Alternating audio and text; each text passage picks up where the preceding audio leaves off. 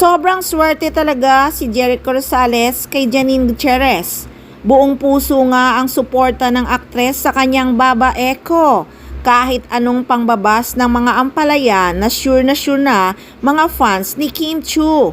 Grabe ang pagmamahal ni Janine kay Echo, talagang nag-organize siya ng black screening sa mga kaibigan para sumuporta sa pelikula ni Echo na The Loved One. Hanggang ngayon kasi ay hindi pa rin makamove on ang mga ampalaya.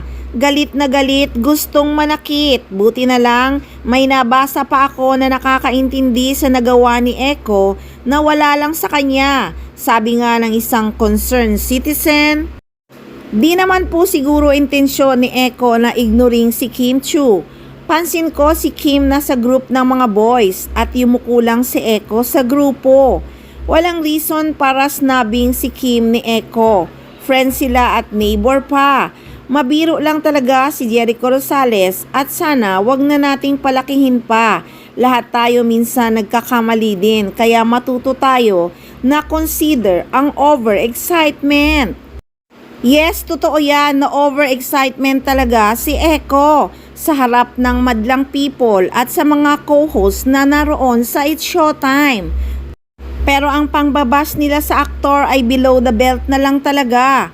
Mga fans na lang nasasaktan pero hindi sila nagko-comment sa mga nagpo-post sa SOCMED. Kahit nasaktan na sila ng gusto, ayaw nilang patulan ang mga fans ni Kim.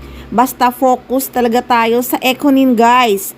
Mas marami silang blessings kesa sa mga ampalaya na napahiya na hindi nahalikan ang idol nila.